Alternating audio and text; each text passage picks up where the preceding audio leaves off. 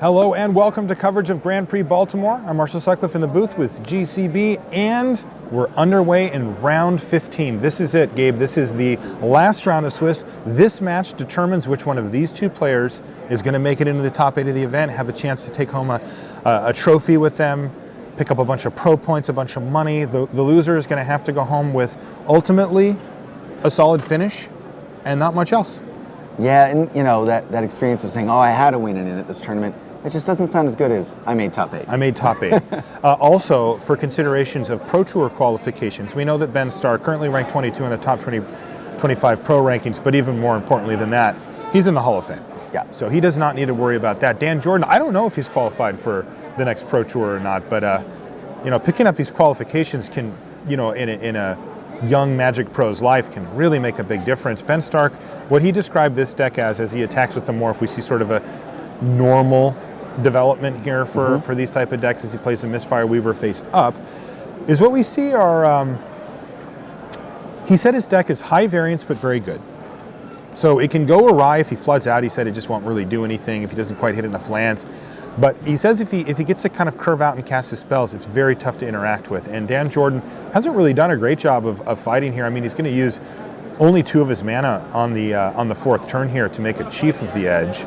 Well, he might be looking at a situation where he has everyone's favorite trick. Feat of Resistance. Feat of Resistance. And now he has the opportunity to block that morph, see if Ben unmorphs it and still have his Chief survive. Maybe win the combat. So it looks like that's what he's going to do. He's going to say, I think Ben might just let him trade. Yeah, that's what he does, especially given that it was Canyon Lurkers there. He didn't have much other option. So Chief of the Edge and Canyon Lurkers trade. Now, and Ben's got a follow-up morph, and now, he's got a follow-up Wetland Sandbar as well. Ben told me that in the draft portion, he ended up, so I can tell you right now that he ended up with 4 Arrow Storms in his deck. He's playing all of them. I love it. He passed one for a Wetland Sandbar. They got to that point. Yep, that's amazing. Well, there's the Wetland Sandbar is. And I think that, the Misfire Weaver play, a great one. Ooh, Dan Jordan. By the way, we see the trade now, why that happened. Yeah, the reason for the block. Right. Makes perfect sense of that timely hard mate in his hand.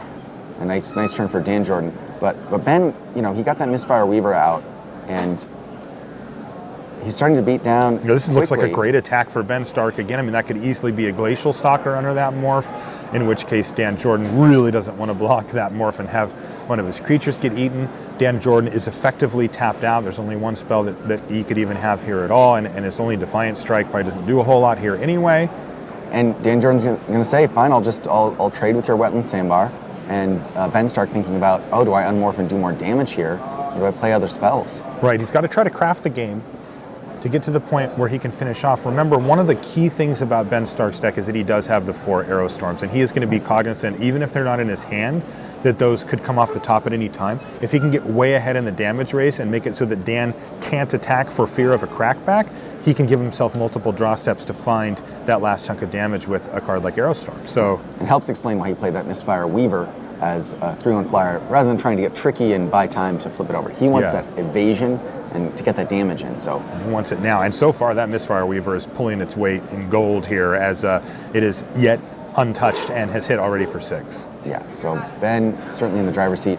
Dan Jordan, though, it looks like he has a pretty pure Warriors deck. We don't see any other colored cards so far. And he's 2-0, so he's got some tricks in there. Oh, absolutely. He's also got, 4 cards in hand or something, too. So I like the way that Ben Stark started this game. It looks like it's going well for him, but Dan Jordan, with 6 mana and 4 cards, is going to have something to say about it. No doubt about that. And there's an Alabaster Kirin. So Kirin's nice. It's a great card to have here. It's just very good. It's going to get Crippling Chilled. Yeah. So you knew Ben was saying, I've got the offense here. I'm going to buy some more offense. Yeah, right. So is there? Yes. And there's the feat. Ben knew it. I think both players were.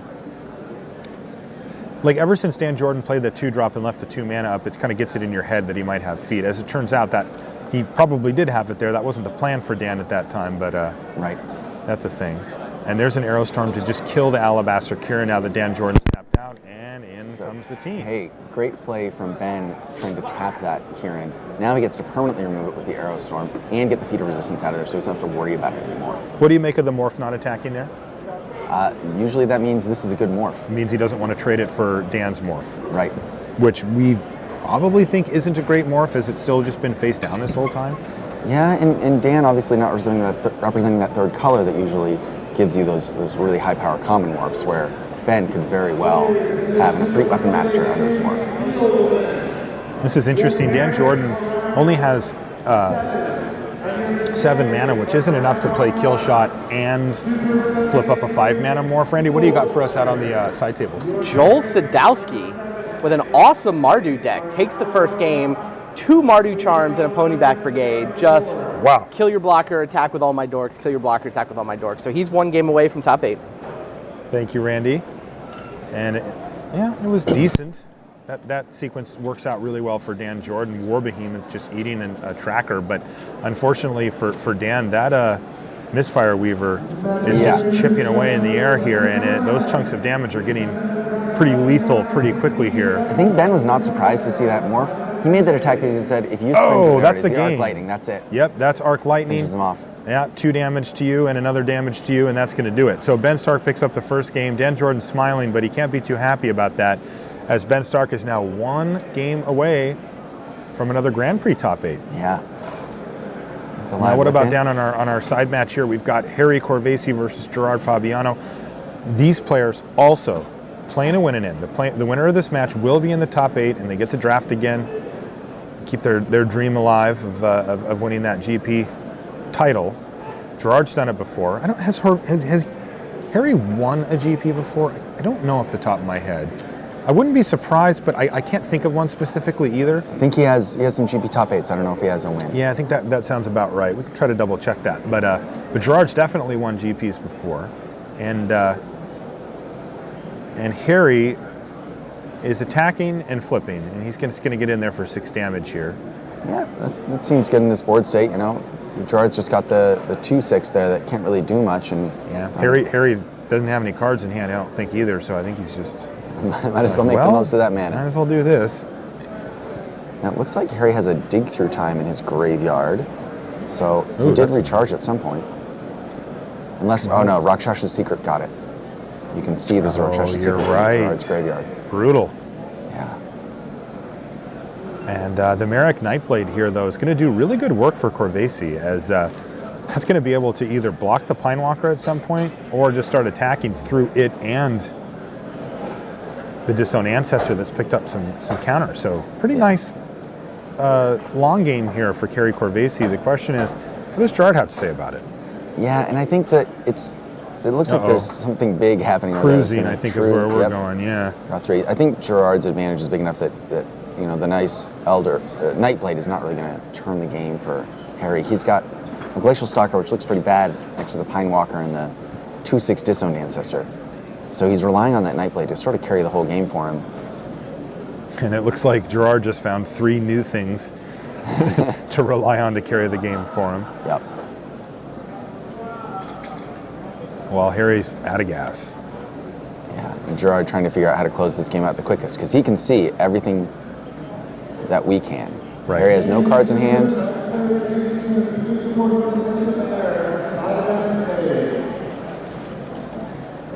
Gerard taking the opportunity to get some damage in while the Nightblade is tapped. Still not exactly a crushing blow there. I mean, he played a Treasure Cruise, drew 3 cards, and his whole turn after having 6 mana available was Smoke Teller Go. Yeah. Got to figure he's got something going on here. Yeah, you figure he probably drew some kind of removal spell or just a lot of lands. I think I saw another land in his hand, so. Okay. That's 3 lands he doesn't have to draw on the next turn, so.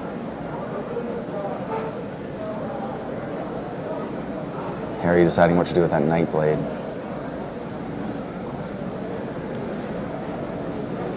And yeah. Running the old debilitating injury to shrink your creature. Randy, what have you got from the side tables? Bad news for Andrew Cuneo fans. He had the Dune Blast. He managed to stabilize the board, but he had literally 13 lands and 5 spells in his draw. The Dune Blast was enough to get it stable, but he then draws Seek the Horizons. Literally 11 lands in play, 5 lands in hand. Empty board, and his opponent just plays an Abzan Falconer, gives it a +1/+1 counter, and kills him. Wow. So that was game 1? That was game 1.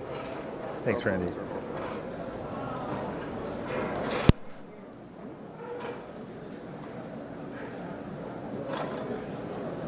So any interesting revelations here, GCB? It looks very good for Gerard. Harry building up a big Nightblade, hoping to stall the board, but I think Gerard's going to be able to dig through and find an answer, or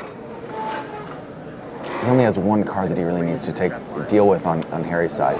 Although it looks like his offense is kind of stalled, he is going to bit of revelation find something else. How many cards does one person need to draw, Gerard? My goodness. Gerard, clearly this is what his deck is built for, so Yeah. the game is going to favor him. That Nightblade is getting big, though. Either way.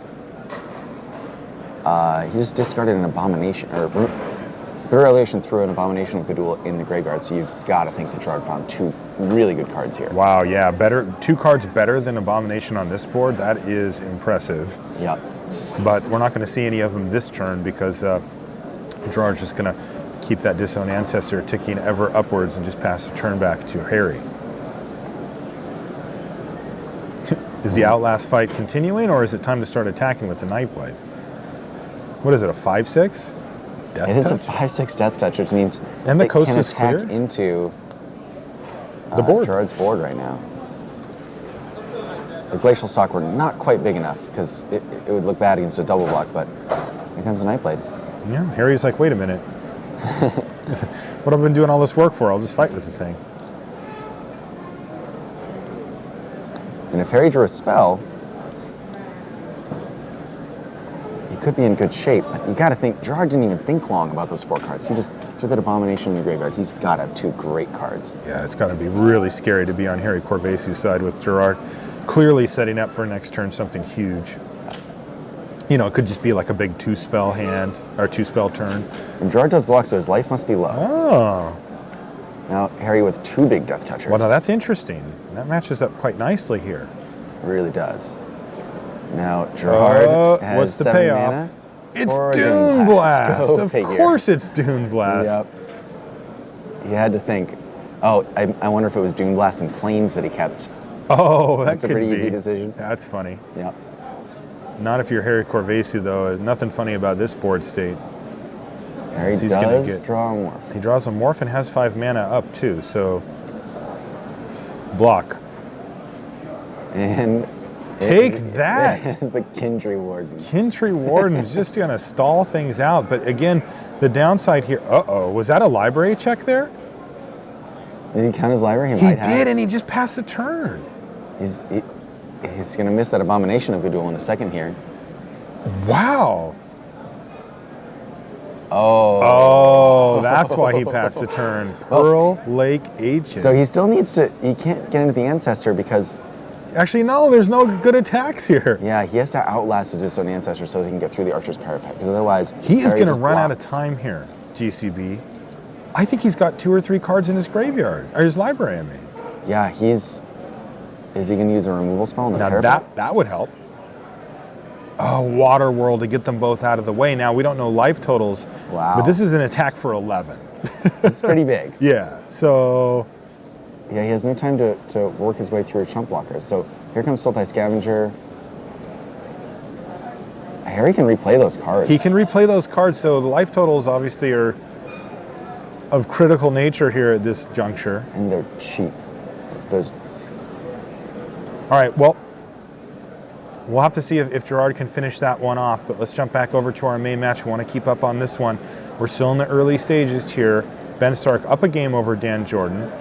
Dan looks like he flooded out a little bit that last game. His card quality seemed very high, just didn't have quite enough punch there, and Ben was able to beat him. Ben's on an aggressive, Jeskai deck. Yeah, it says Teamer, but he's got a flying crane technique and stuff in his deck. does he? Yeah. So his Flying deck has- flying crane technique for Aerostorm. Like, he is looking for the big, flashy finish every he time. can definitely close games out. Well, and so here you see Dan making no play until the Unyielding Kromar. That's a time when someone doesn't play anything until turn 4, where your Crippling Chills will really shine. Yes. And there it is, the Crippling Chill allowing Ben to get in for a couple damage, but Dan does have 2 creatures the next turn. Yeah, now one of them has 0 power here. So if Ben can, get that morph out of the way, or even if he's okay with the trade, he can still get in some damage. And I can't stress it enough. In a deck like Ben Stark's, where he's got these burn you type finishes, every point of damage matters in such a big way. Yeah, absolutely. Sneaking in 2 damage is such a big deal in these type of decks. There's some decks that can like, oh, you know, if I lose 2 damage, whatever, I've got this inevitability down the line. Did he just lose 1,000 wins in a combat? Yeah, I think he did. I think it traded for the morph. But we can see why Ben Stark had an instant reload program lined up here. He did. With the War Shrieker. He could have just made the Sandbar attack and still gotten the War Shrieker mana, but... That's true. That is true. He's looking at the situation saying, Dan seems a little tight on mana. He's not making a lot of plays. If he wants to make that Ancestor bigger, he's got to use mana for that. So he just wants to put a lot of pressure on Dan and get his resources off the table. Yeah, you know, I think that Ben's already got at least 1 Arrow Storm in his hand, too. So, you know, that's kind of like, you can see the finish line, and then it just moves up a little bit closer to you as you're running towards it, you know. He might have 3 Arrow Storms. He is. Randy, what do you got from our side tables? Well, Harry Bradford forced game 3 against Joel Sadowski, so they play 1 game for all the marbles. And then I know you guys saw some of the Gerard Harry Corvesi game, right? Did you see how it ended? No, we did not see the end. So Gerard uses Water Whirl to clear a path and get through a little bit of damage. You were there for the Dune Blast. Yeah, and then I saw the Dune Blast and the Water Whirl. And Gerard was going to get decked. Looking He has at his like, library. He has 4 cards in his library. Okay. Water Whirl clears a path, so he gets 10 damage through thanks to a Pearl Lake I think it was 11, but yeah. So Kintry Warden is holding off. Sultai Scavenger comes down and is able to deal the last couple damages. He wins with 1 card left in his library. Gerard wins. 1 card in his library. That was game 1. That was game 1. Okay. Thanks, Randy. Wow. So Gerard is able to pull that off at the latest possible time. And, it's bad news here if you're Dan Jordan, because Horde Ambusher says that the Krumar can't block. And it also gives you this omen of, by the way, if I ever find my second red mana source, you're going to get torched. And he does have more than 1 Arrow Storm. The interesting thing, though, Ben, of course, only has the 1 mountain. Right. He needs that second red mana. Oh, here's a take-up arms, though, for Dan Jordan. He's going to be really good here. He's pretty good against the Wetland Sandbar deck. Sandbar and Morph, yeah. So he's going to fog the entire combat. Fog the entire combat and kill 2 creatures with 1 card. Wow. And get a 2-for-1. So hard to ask for more than that out of 1 Magic card. When your opponent has 5 mana untapped, you gotta know there's a possibility they'll do something like that. You saw Ben think for a while, and he might have been concerned about exactly that kind of play, but probably not expecting the uncommon that most people don't consider to be a great card, Take Up Arms. Yeah, it's like a playable card. Playable card. I think you certainly could expect it out of a deck that we've seen from Dan Jordan. I mean, he is Black-White Warriors. That's the deck that wants it. And he has at least 1 Chief of the Edge, which makes Take Up Arms a lot better. Absolutely. Ben Stark ripping, well, his namesake card now. It looks like he's got another Wetland Sandbar just going deep. But he still doesn't have second red mana. And so he's going to have to settle for Morph and Sandbar this turn. And it looks like Dan Jordan has stabilized the board. A bit, yeah. That's in a free Weapon Master that Ben's got, which is very good. And the Disowned Ancestor isn't big enough yet to block it. Unyielding Krumar can trade for it if he leaves 2 mana up, though. But still, if it trades your best case scenario, and that also means that the blocks get awkward with the Disown Ancestor, because something can get +3/+0 until in a turn and kill it. Exactly. Seeker of the Way. All right, I like Dan's deck. Dan's deck looks good. And this is a really key card right now, because if he can get a couple of lifelink triggers on the Seeker of the Way and get himself up out of range of all these Arrow Storms that Ben is staring at. Oop. Ding dong. That's big. Now, the question becomes, though, is Ben going to start using Arrow Storms just to get creatures out of the way, or is he going to save them for the face? Right now, he's got a pretty nice play anyway with the Ifrit Weapon Master. Yeah, but he, trading off for the Unyielding Krumar, if that's what ends up happening, not such a great situation for Ben, because... I mean, is that even what would happen here, though, GCB? Not to interrupt, but Dan Jordan doesn't know what it is. That's true, but it is his best blocker, and in these colors, this is the card. I think this is the correct play, though. Because Ben Stark has to breathe a sigh of relief that there was no feed down. Yes, absolutely. Go ahead. And now we have the opportunity to attack. This is exactly where Ben wants to be. He wants to keep that morph, and you have a better opportunity to use it. Be certain that when Dan blocks, he doesn't.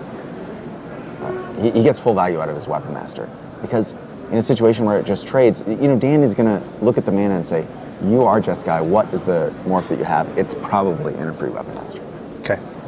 That is the most obvious. Yeah, most obvious. It could certainly be a War Behemoth making that block bad. Maybe he double blocks there. So we see that combat go pretty well for Ben. Dan was not able to activate the Seeker, and I think you're going to see these Arrow Storms start to finish off the game.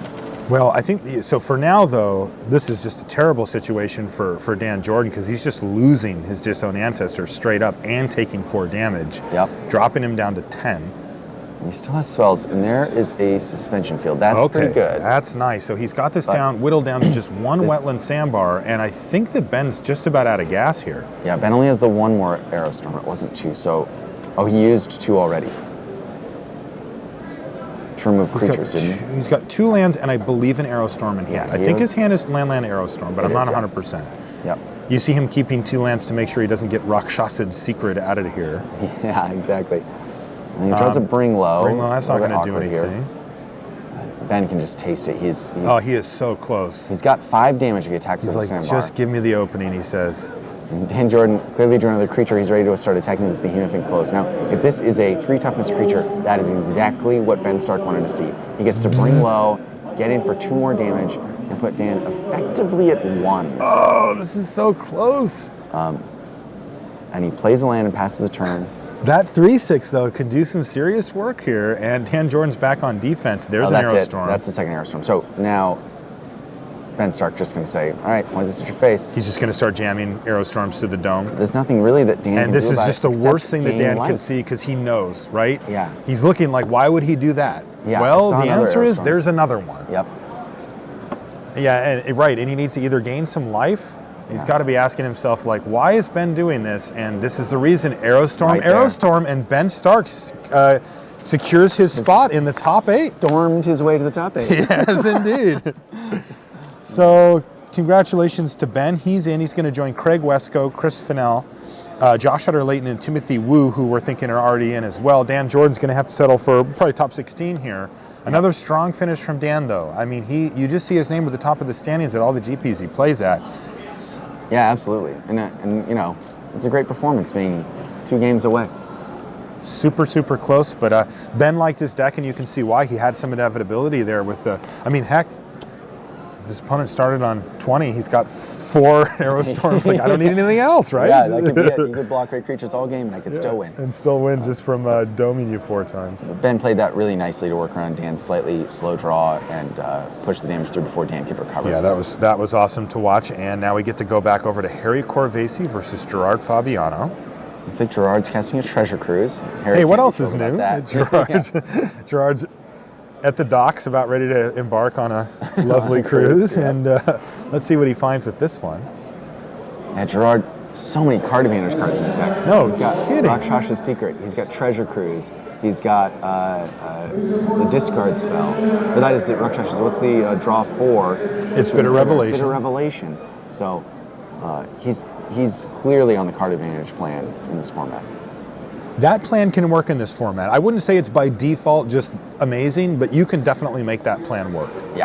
And Now, if all you're doing is drawing cards, it's a problem. which it looks like is what's happening this game, Gerard. It with does feel like that. all sorts of mana, all his colors. Harry missing a color, but Gerard's got nothing in play, and Harry has 2 creatures attacking and 2 cards in hand. Now, I wonder if those are blue cards or if they are removal spells or tricks.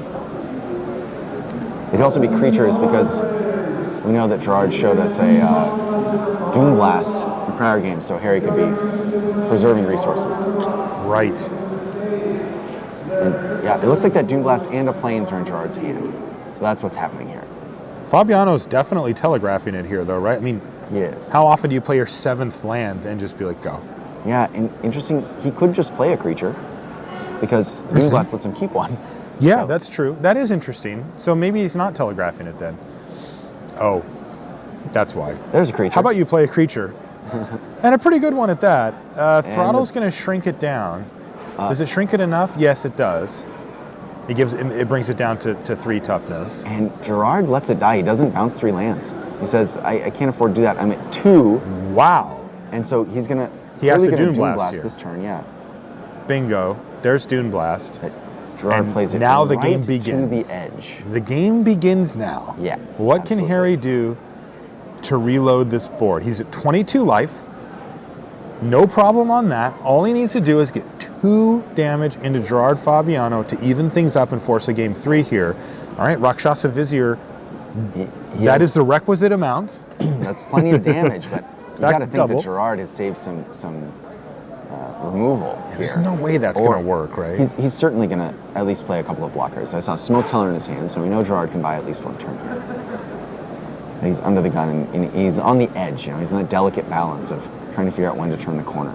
5 cards in hand for He goes to Gerard. 3 life by playing coming to play land, Let's see if that matters. A gain land? a gain land. Gain land.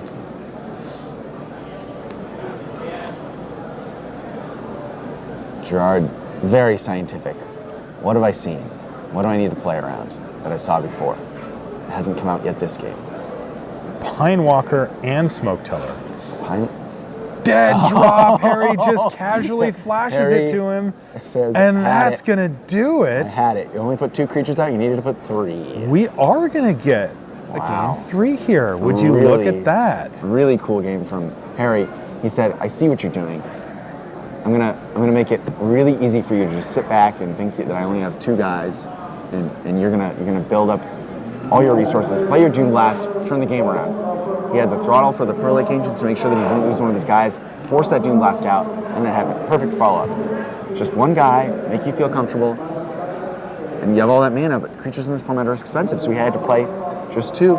Dead drop gets there. Wow. Pearl Lake Ancient also just dying. Yeah, Pearl Lake You Ancients. see just that coming often? right now. Yeah. Well, and it's because his life total was so low, he had to cast Doom Blast. The next Had to. turn, so- Didn't have a choice. Gerard. Leaned really hard on the Doom Blast. Yes. But I will say it's not that often that you see somebody play Treasure Cruise into Dune Blast and then lose. But for some reason, Dune Blast is cursed. We have now seen it lose 4 times today. Yeah, well, It's also 0 for 4, I think. all the people who are up here playing at these tables have learned how to play against a Doom Blast. They know when it's coming. You know, you can just tell. Is it a lot worse? Is that, is it? I think I wonder if that's the case. I think it's much better in sealed than in draft because draft decks have a strategy. And knowing that those cards are out there, you can make sure your deck has a couple of answers to it. You can pick up a cancel if you don't have a disdainful stroke. You can sideboard in a villainous wealth, which we saw earlier as a great answer to it. You say, all right, you're going to wait forever, and you're going to Doom Blast and take over the board. Well, now I have a bunch of mana in play. I'm going to villainous wealth you, and I'll take the board back. Yeah. With 1 card. 1 card. All right, so we get a game 3 here. Gerard Fabiano versus Harry Corvesi. This is for top 8. And Gerard, he loves his card advantage. Do you think he'll take the draw here? No. I think he might. He is unconventional in many ways. He certainly is capable of doing that. I can't imagine that would be correct here. I think that it's probably not what you want to be doing. But Like with a Doom Blast, you need to get your mana. Deciding on his mulligan first, he is on the play. Okay. I wouldn't have been surprised. I wouldn't either. Yeah. I wouldn't either. I definitely could see that. Gerard, it's one of his strengths is he's able to really push the boundaries in some of these formats. I mean, in M15, he was playing like 11 land decks, just trying out, these extremes to see what was there. Yeah, Gerard is kind of an irrational confidence guy too. He says, I've got these ideas, and I think they're going to be pretty good. Yeah. Wow, that's not good for Harry. That's good news for Gerard. Not only is he looking at a hand of almost nothing, he gets to take half of the nothing. Yeah, and it's a Bondkin and a 4/5 Bellowing Saddlebrute. I think he actually might take the Bondkin here, even though Saddlebrute traditionally is a better card. Comes down sooner, and if Gerard wants to stare at him and draw cards, he doesn't want to be taking 5 a turn. He'd rather be taking just 4 a turn. Sure. It is harder to deal with, though. Throttle doesn't kill it, right? So he has to look at his hand and figure it out how that matches up. And he's looking at a Pine Walker thinking, well, this guy can take a Saddlebrute. There you go. And I'm on the play, it'll come out just in time. So Kumar Bondkin hits the bin, and we're off here. In a couple of turns, Harry's going to have that Saddlebrute. Maybe he's drawn a Morph here or something. Harry really needs to draw spells here. I don't like his opening hand in this situation with just the 2 spells against a deck that really wants the game to go long. I mean, he had a decent little 3/4 punch there, but now he's just on land, and another Despise. Are you serious? So that might be That makes a lot of sense now why Gerard did that. And Harry says, here's the good news, Gerard. These are the 2 cards I've drawn, a forest and an island. Now, Gerard's deck not very aggressive, So Harry probably has a little bit of time, but we know that there's a Pinewalker. That's a pretty big guy. Yes. Harry needs to draw action now. He needs to All right. start turning the game around. There's something. And he draws a Glacial Stalker. That's what it was, Stalker? Yeah. That doesn't match up very well against a Pinewalker, Does does not it? match up well against a Pinewalker. And you see it there, the Pinewalker. Forget to untap it. Yeah, got to untap the Pinewalker. Does he misses his have to, trigger. or does he not? Triggered Ah, ability, so Gerard leaves his Pinewalker tapped, lets Harry get in for for forward damage. 4. Well, I mean, you got to figure that this still favors Gerard in a big way, but yeah, maybe that 4 damage matters down the road. Who knows? Gerard, I think, playing with a lot of confidence, having seen that handful of land. I sense that from the way he's, casting his spells and stuff. It looks like he's in the driver's seat here. He's moving faster than he usually does, usually a very deliberate play. Yeah, Big Daddy Gerard has arrived. Get out of the way. Gerard, he can taste it, he just wants it to happen. Yeah. And now Bitter revelation. Just to add insult to injury hard here. advantage is just He's just burying him. unbelievable. Now, he is leaning on this Pinewalker right now pretty hard, where if Harry finds an answer to it, maybe he finds Rite of the Serpent or something like that, then Gerard's got to kind of rebuild, but that card's hard to answer. Yeah, there's not a lot of cards in answer. Harry No. does have some answers. One of the answers he has is a card like Dead Drop, which he can't actually cast right now. No. And it wouldn't be its usual 2-for-1. No. Unless He would take Gerard it puts now the if he Smoke Tower. could, but Oh, wow. Okay. Well, now he would love to have a Dead Drop. now the dead drop would be good, but I think he might be dead before that happens anyway. I think so too. He's gonna He needs 3 more mana sources, whether cards in graveyard or lands, before he can even cast it. He's miles away from dead drop. Yeah, and since Gerard knows about it, this is the only turn he's gonna have the opportunity. Gerard's gonna play a Smoke Teller or some other little guy to soak up that Dead Drop. You're right. Harry drew a spell. I It's imagine probably it's not too gonna be late here. I mean, he's taking 8 this next turn if he doesn't do something, and that means that the Scavenger is lethal the turn after that on its own. That's just discounting the Pinewalker entirely. enough. Yeah. And so Harry plays nothing. He does have a Dig Through Time in his deck. Is that a cancel in hand for Gerard? Because if it is, that's I just wouldn't game, be right? surprised, but yeah, It must it's- not be, because he would have attacked with the Pinewalker if he had cancel, right? Yeah, I think so. And it was not a Dig Through Time. Harry does nothing. Harry does nothing for the turn. This could be a He still Either- can't cast anything. Water Whirl's what it was. Ugh. And this is game. and that's it. Oh, No, he's got his own Pearl Lake Ancient. Harry Corvese says 2 can play this game. That can't be countered. Timing. Perfect timing for that card. So here it comes, and if Gerard can't do anything, he's going to pick off that Is this going Pinewalker. to work? It is. So Oh, man. Harry going to 4. Now he just has to find an answer to this. How about that Sultai dead Scavenger. drop? How about land dead drop next turn? That would be pretty amazing. We know he has a Morph and some lands. Holy smokes. Harry making the Dueling most. Pearl Lake Ancients. Here we have. Oh, this Morph is a from big Gerard. one. He is Harry's not dead to the Scavenger almost on its out of own. time. Now, What did he I find? actually think he might need to get in with Pearl Lake Ancients here, because it's big enough that he can start to threaten Gerard's life total, and he does have another creature that can block guys on the ground. We know he has that Glacial- for Glacial sure with the Stalker. Stalker, right? Yeah. So I think he's thinking about, hey, do I get in this combat? And he will. So just for 6 though, so 10 for Fabiano, Yeah, well, who looked like he had this thing locked up. I'll tell you what. What has 5. exactly 4 power, and 4 plus 6 is 10. He's a Glacial Stalker. That's right. So that Harry- means if that morph, it can't get through a Glacial Stalker, Harry might actually win this He game. might be able to get back into this, yeah. Now, we got to remember here that Gerard does have 3 cards in hand. I'm One of presuming them that there are appears no to be spells. Rakshasha's secret. It's cancel. So he did have cancel. Of course, That's it it. doesn't work on the Pearl Lake Ancient, and that's game. That's it. That's going to do He it. needed that Gerard blocker. Fabiano wins and puts Wow. himself into the top 8 and looks. That does not look like joy to me. He's shocked. I think he's either shocked or elated. I don't know, but Well, what happened is he could taste it, and then he almost lost it. That Pearl Lake Ancients almost got him. So Harry there, if he plays the Glacial Stalker before combat, look at him. he might have a chance. Look at Gerard. He is Gerard just is in stunned shock. right now. He- Hey, you've been here before, Gerard, buddy. He has, but he has been anxious to get back on the Pro Tour, and there he is. There he is. He just He made did. it. He just did exactly that. So Congratulations congratulations to Gerard for joining what's already become Pretty impressive top 8. A really impressive top 8, actually. A really, really impressive top 8. I'm writing it down right now in front of me. And it's Ben Stark, Gerard Fabiano, Craig Wesco, Chris Fennell, Josh Utter-Layton, Timothy Wu right now. And then What? we've got 2 more matches that we don't know the results of yet to get our last 2 This is top 8 insane. members. This is wild. This is going to be a really fun top 8. We've got Player of the Year, Pro Tour Champion, Grand Prix Champion, Fennell, Pro Tour top 8er. I don't know if he's won a Grand Prix. I kind of just assumed that he has, I though assume that I he don't has know too, either. I don't know about Timothy Wu, but what in the world? This is really amazing. Yes, this top 8 is getting stacked. Yeah.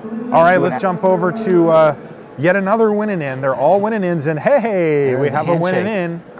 Who was that? That was Harry Bradford. So Harry Bradford has defeated Joel Sadowski, and he is now going to join. There's the smile that you want when a guy locks it up. He's got a big grin on his face. Good for him. You can see it there. Very Bradford. Yeah. So Harry Bradford joins the 1, 2, 3, 4, 5, 6, 7. So we've got one.